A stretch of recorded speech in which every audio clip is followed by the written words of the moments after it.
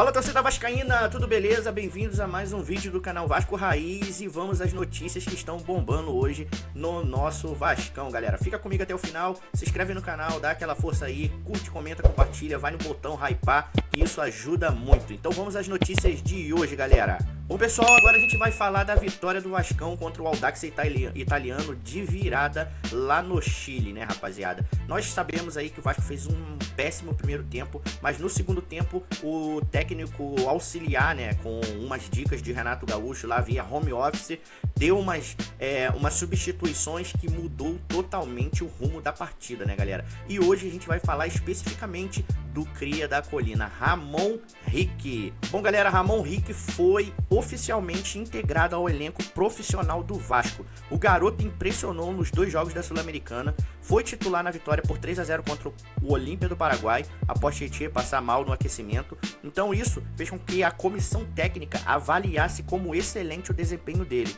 Ainda não está confirmada sua presença contra o Atlético Paranaense, mas internamente o entendimento é claro.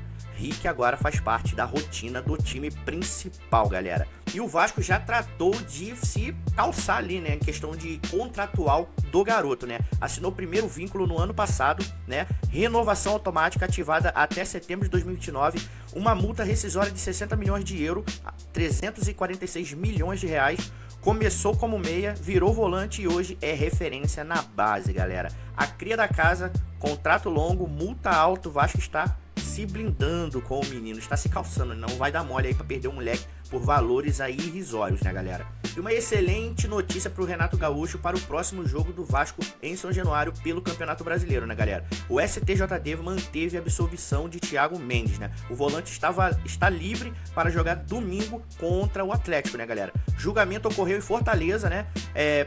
O pleno entendeu que não havia motivo para punição do jogador, né? Reforço direto para o meio-campo, justamente num jogo pesado, né, galera? Então a gente vai ter o Thiago Mendes aí. E vamos falar agora dos crias da colina, galera. Os crias continuam dando show, né? Essa semana o Vasco venceu por 3-1 do Santos pelo Campeonato Brasileiro Sub-20 com gols de Andrei Fernandes, Pedro Augusto e Zucarello. Boa atuação, dominância e mais uma prova de que a base segue forte e sendo um dos maiores ativos do clube do Vasco, né, pessoal? Então hoje a gente vai dar uma notícia também da parte política, né? Todos sabem que a parte política do Vasco é um caos, né, galera?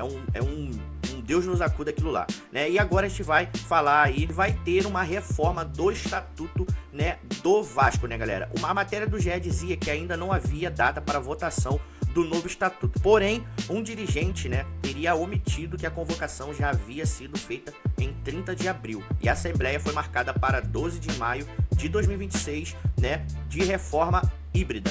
2 pontos na pauta: aprovação da ata de dezembro de 2025, discussão e votação da alteração do estatuto. Para aprovar é preciso de 2/3 dos votos favoráveis dos presentes. A pergunta que não quer calar é a única, né, galera? Vai ter alguma mudança em relação da venda da SAF? A não aprovação da alteração do artigo 135, inciso 4, pode influenciar a venda da SAF? Né? O tema é quente, vai gerar discussão e pode definir o futuro institucional do Vasco. Tomara que não tenha nenhum prejuízo em relação à venda da SAF. O NDA já assinado por ambas as partes aí e já tá tudo sendo tratado ali nos bastidores, né? A esperança é que até o final do ano a SAF do Vasco seja vendida aí para o Marcos Lamaquia, né, galera? Então vamos esperar, porque também tá um imbróglio danado aí em relação a essa venda aí com a CBF e até dirigentes de outros clubes aí falando bobeira por causa do fair play financeiro, e vamos ver como é que vai ser aí até o final do ano. E domingo tem Vasco e Atlético Paranaense, né, galera? E a gente foi buscar algumas coisas interessantes ali para esse jogo, né? A coincidência colombiana no Brasileirão. Curiosidade da rodada, né? O Atlético Paranaense e Vasco são os clubes com mais Colômbias, né, no Brasileirão, né? O Atlético Paranaense tem 6 colombianos, né? O Carlos Terán, Felipe Aguirre, Juan Portilla, Alejandro Garcia, Esteban Mendoza e Kevin Viveiros. 4 são titulares com o técnico Odair Hellman.